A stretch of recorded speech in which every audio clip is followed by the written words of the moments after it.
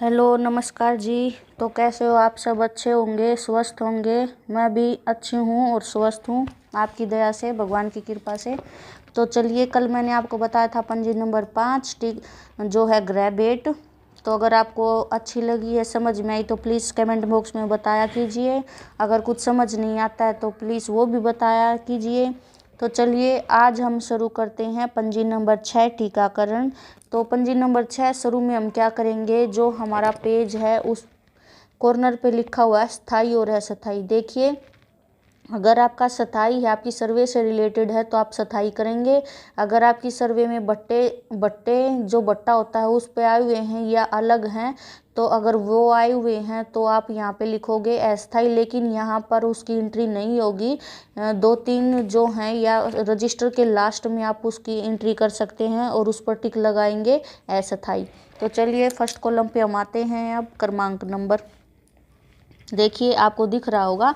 तो अगर मेरी वीडियो आपको थोड़ी बहुत भी हेल्पफुल लग रही है या आपके रजिस्टर को पूरा करने में या समझने में आपको लग रहा है कि मैंने ठीक बताया है, बिल्कुल ईजी है, शॉर्टकट है, बिल्कुल सिंपल तरीके से मैं आपको बताऊंगी। और कोई उठाओ और अपनी एक बेनिफिशियरी लीजिए और मेरे साथ जैसे मैं कर रही हूँ उसी तरह से आप अपनी एक बेनिफिशियरी यहाँ पर एंटर कर आप उसका ड्यू डेट और ओरिजिनल डेट यहाँ पे निकाल सकते हैं। बिल्कुल आसान है, आपको आ जाएगा।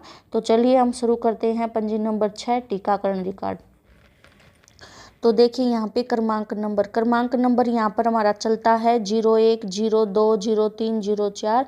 तो यहाँ पर क्रमांक नंबर हम बदल देते हैं। वो कब बदलता है? मान लो आपके यहाँ पर बच्चे हैं 2, 01 और 02, ठीक है, ये आपके बच्चे हैं। और आपका अब आ जाता है अप्रैल माह। जैसे ही अप्रैल माह आता है और आपका बच्चा यहाँ पर एंटर करता है, तो आपका जो क्रमांक नंबर बच्चे का है वो 01 हो जाएगा। देखिए, अगर आपके यहाँ पे 10 बच्चे हैं तो आप 10 बच्चों की यहाँ पे एंट्री कर सकते हैं। लेकिन अप्रैल माह आते ही उस जो अगला बच्चा है उसका क्रमांक 01 हो जाएगा, ठीक है। अगर समझ में आया है तो प्लीज़ कमेंट बॉक्स में ज़रूर बताना। अगर मेरी वीडियो आपको हेल्पफुल लग रही हो तो प्लीज़ कमेंट में बताया कीजिए। तो चलिए, चलते हैं परिवार संख्या। परिवार संख्या आपको तो पता ही होगा कौन सी है।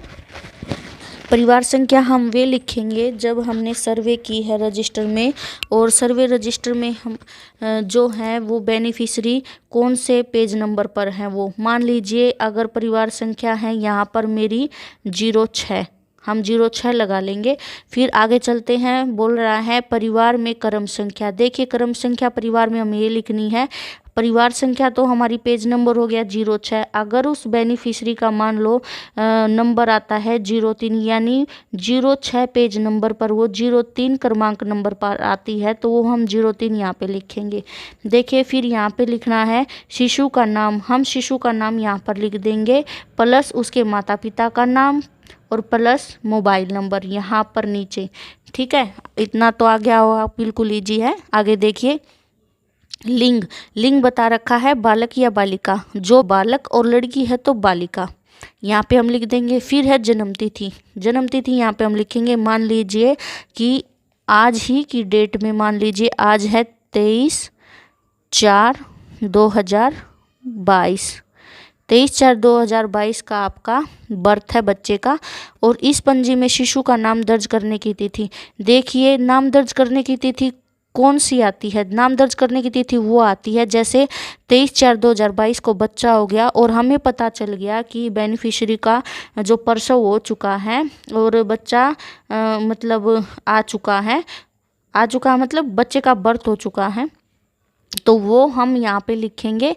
बच्चे का बर्थ हमें 23/4/22 को पता चला है, तो वही डेट हम यहाँ पर लिखेंगे 23/4/2022।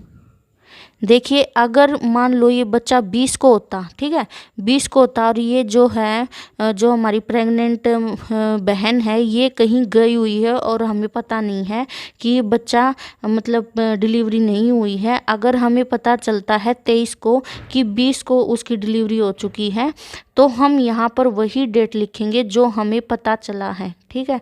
आगे चलते हैं, जन्म के समय पोलियो की खुराक और ओपीवी। देखिए, बिल्कुल ईजी और सिंपल तरीका टीका है मैं आपको बिल्कुल बताऊंगी। देखिए, ज़्यादा झंझट में आपको गिरने की कोई ज़रूरत नहीं है। जो जन्म के समय OPV है और पोलियो की खुराक है वो हम वही डेट लिखेंगे जो बच्चे का बर्थ डेट है, यानी 23/4/2022।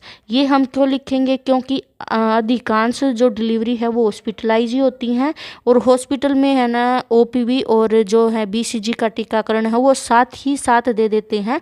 तो हमें ये नहीं लिखना कि OPV हमें 7 दिन के अंदर देनी है या 15 दिन के अंदर देनी है, BCG का 15 दिन के अंदर टीकाकरण होगा।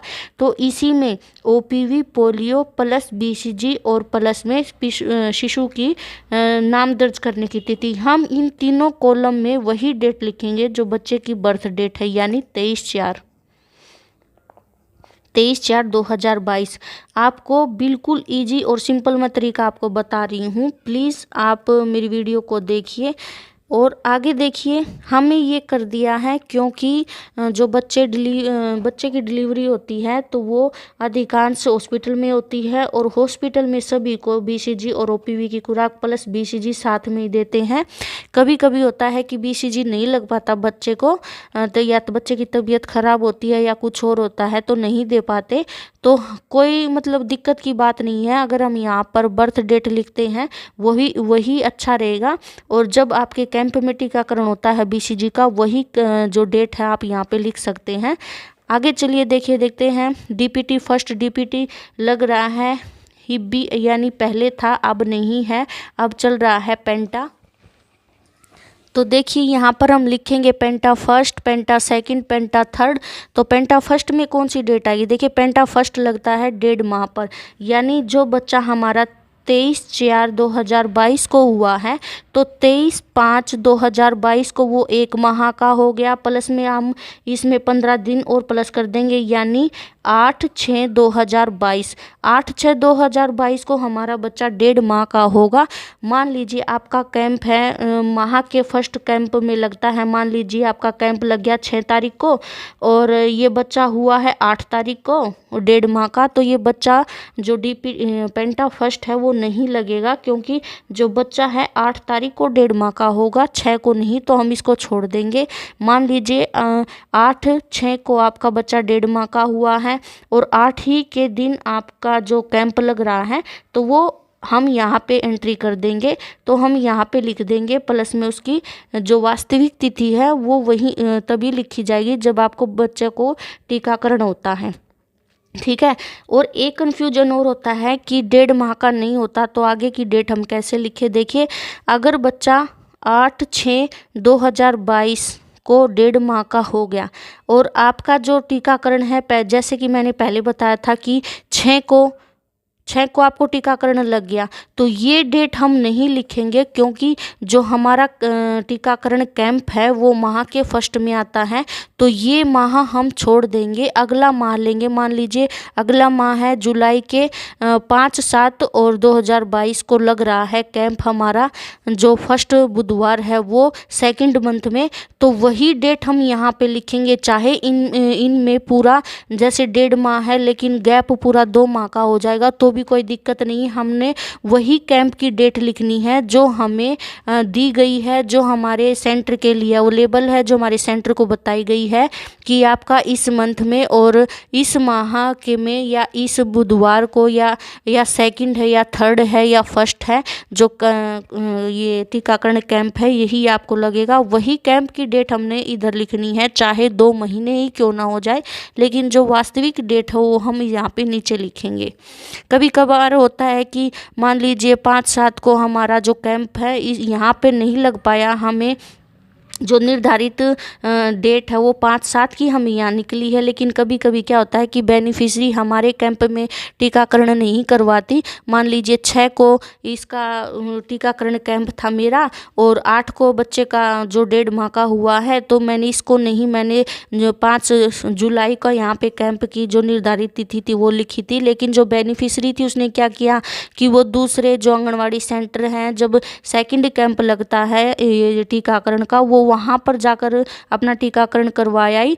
तो मान लीजिए कि 6 को मैंने यहाँ पर किया था, नहीं हो पाया वो, तो मान लीजिए उसने 22/6 को टीकाकरण करवा लिया, तो वही जो वास्तविक डेट है 22/6 को मैं यही लिखूंगी, क्योंकि उसने टीकाकरण तभी करवाया है। जो निर्धारित डेट है वो हम यहाँ पे लिख सकते हैं, उसकी कोई झंझट नहीं है। तो आगे चलिए, जैसे यहाँ पर हो गया, इसी के 1 महीने बाद हम पेंटा सेकंड लगाएंगे, यानी जो है 8वें महीने में लगेगा, पेंटा थर्ड 9वें महीने में लगेगा। तो जैसे ऐसे करके पेंटा थर्ड हम यहाँ पे लगा देंगे, प्लस पोलियो दिलाई जाएंगी इनको। और फिर चलते हैं खसरा। देखिए खसरा का टीका कब लगता है। देखिए खसरे का टीका लगता है जब बच्चा हमारा 9 माह का पूरा हो जाए, तब हमें खसरा दिया जाता है।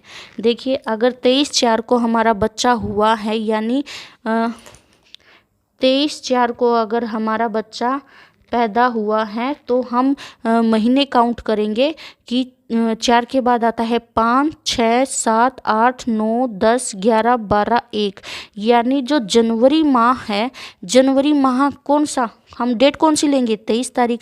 देखिए जो जनवरी माह है, यानी 23/1/2 बच्चा 9 माह का पूरा हो जाएगा। लेकिन हमें कौन सी डेट लिखनी कि 9 माह पूरा होने के बाद जो है वो मीजल लगता है।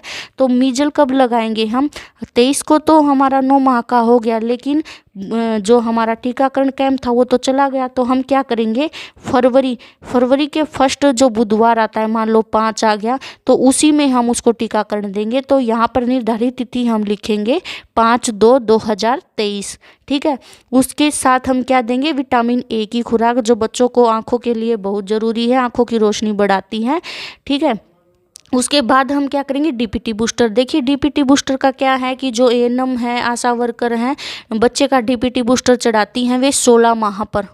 ठीक है, लेकिन हम क्या करते हैं, बिल्कुल इजी तरीके से 9 माह पूरे होने के बाद 10वें माह में खसरा मीजल लग गया, और 1.5 साल पे डीपीटी बूस्टर और खसरा दे दिया, प्लस में उसको विटामिन ए की सेकंड खुराक दे दी। यहाँ पे हम क्या लिखते हैं कि 1.5 साल पे हमने डीपीटी बूस्टर देना। 1.5 साल का क्या है कि 1.5 साल में अगर लग जाता तो ठीक है, 1.5 साल के अंदर अंदर डीपीटी बूस्टर प्लस खसरा की डोज लग जानी चाहिए, वही 1.5 साल हम यहाँ पे लिख देते हैं। तो अगर आप 1.5 साल भी लिखोगे, अगर आप 16 माह यहाँ पर नहीं लिखते हो तो कोई दिक्कत नहीं, आप 1.5 साल भी सीधा लिख सकते हो, बिल्कुल इजी तरीका है आपके लिए। जैसे 9 माह पूरा होने के बाद मीजल लग गया 10वें माह पे, और प्लस में विटामिन ए की खुराक हो गई, और 1.5 साल पे डीपीटी बूस्टर लग गया, प्लस में खसरा लग गया मीजल डोज।